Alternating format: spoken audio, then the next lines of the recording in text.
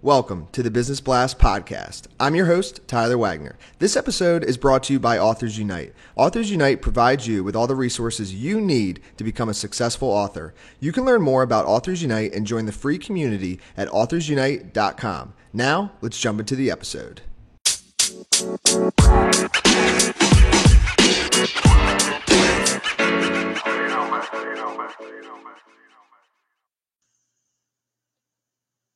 All right, everyone. Welcome back to another episode of the Business Blast podcast. I'm your host, Tyler Wagner. Today, I have Wes Bergeron with us. He's a business account strategist. So welcome to the show, Wes. Hey, guys. How's it going? Thanks for having me on. Of course. Thanks for joining us. And we'll dive in. The first question I have for you, Wes, is what's the best story from your life that has an underlying valuable message? For me, it definitely had to be when I graduated undergrad.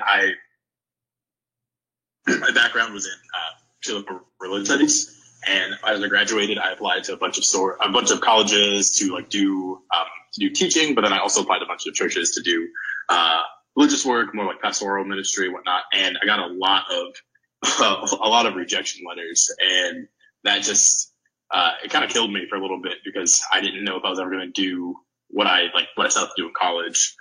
But what I ended up realizing was you have to just gotta get in there and you got to figure out what you're good at, even if it's something outside of what you're doing in your degree, and you got to give yourself a little bit more of a shot. And I learned to kind of really bet on myself. I think it's really funny. I was watching the NFL draft even last night, and you see a lot of these guys saying, I should be going to this place or this place to do these things. And you have a lot of confidence in what you do. And now I'm in a position where I'm managing business accounts, and to interview in front of people with, tons of experience and not to have that, you have to really bet on yourself a lot more. And through that experience in college and not doing what my degree was about, I had to really develop a lot of self-confidence. So betting on yourself was really something I had to learn about quickly as I got older. Yes. And what's the most valuable piece of information we should know that is within your expertise or industry? The most valuable piece of information, I would say, is that, the questions you ask reveal answers you didn't expect to get. I think about all the times I have to call customers and really get to know what's going on in their worlds and what's going on in their companies. Some of these customers have a list of questions. Some of them have none. They have a lot of worries, a lot of pain points, a lot of hopes, and you have to be really critical about the questions you ask, because those questions will unlock some incredible stories, but they'll also unlock just great plans you can develop for them. Yearly plans, monthly plans, quarterly plans. The questions you ask definitely matter. And what's your best piece of overall business advice, so not necessarily industry specific? Best piece of business advice, I would say, is buying into a company. What they do is everything, but it's not the only thing. What I mean by that is just really, you want to really kind of buy into what their message is and what they're doing, because you want to grow there. You want to get your feet set. I'm closing in on being 30, and so many people my age, it's like we kind of jump from job to job because we're not happy, we're not satisfied. But I think we have to peel that back a little bit and buy into what the company is about and what they stand for, and then find a way to leave the place better than when we found it. Because when you get hired on to a place, you have this high and you're excited because you got a job, you're getting paid, you're making money, but then you kind of hit some roadblocks along the way. And in those roadblocks, you have to find a way to still buy into what the company is doing, but find a way to make it better every day you're there. And if you could give your younger self one piece of advice, what would that be? Be motivated by rejection. Don't be afraid if someone tells you no, because that kind of stuff should motivate you to go out there and prove yourself even more every day, and to find a way to move past that no that was told to you. Because sometimes, a no is just maybe not right now. The no isn't like forever no. You have to find a reason to not look at that and be totally dejected and be hurt and defeated.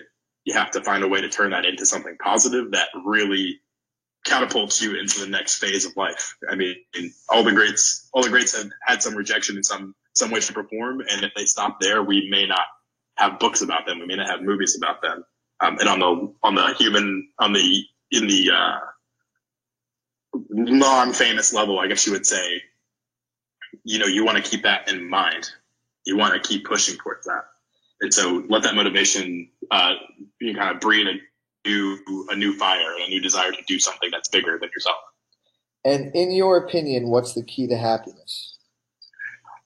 For me, I would say it is building good boundaries for yourself. I think if you can build some good boundaries, you can create even better margins.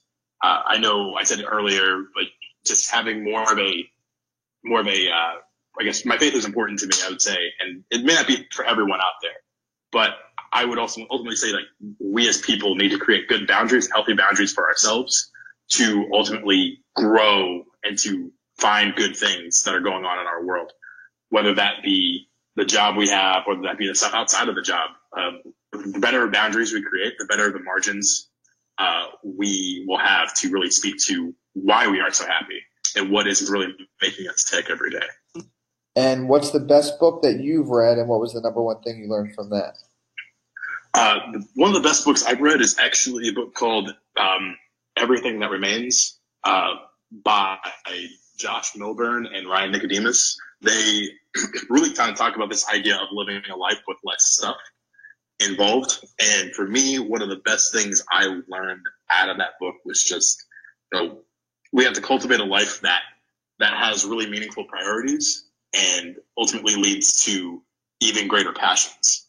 I think we're just so consumed by what we do in our 9-to-5s that sometimes it's hard to break away and disconnect and to find a way to really declutter our lives so that way we can go into what we're doing every day with a better passion, a better desire to serve those around us, but also just to make our names in our industries. I think it's really important.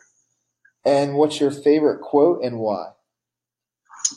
It's actually from that same book. The quote says, "I know I might fail, but we must all fail from time to time.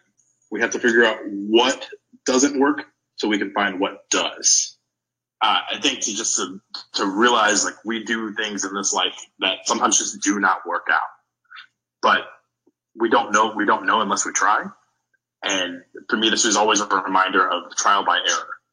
Like, I won't know what works until I get my hands dirty and start doing something that matters. And if what I do ends up not really mattering that much, then that's fine. It happens. Yes. But I can't really speak to what doesn't work. I can't really speak to what works until I realize what doesn't work. Because if I just keep looking at all the success, I'll never be able to speak to failure, because when failure hits me, it's gonna hit me hard and I won't really know how to respond. Yes. Thank you so much for coming on, Wes. The last question I have for you before we let you go is, where's the best place for people to find you online? Yeah. So, I mean, the best place is probably, I would probably say it's through LinkedIn or through my Twitter, which I'm using a lot more now. The Twitter is it's Megatron, like the actual Transformer, 332.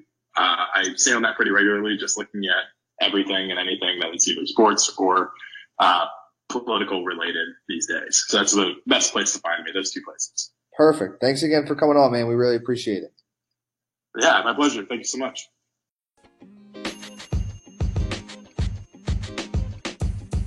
The podcast you just heard was recorded with Anchor. If you want to make your own, download the Android or iOS app completely free from anchor.fm/podcast. That's anchor.fm/podcast.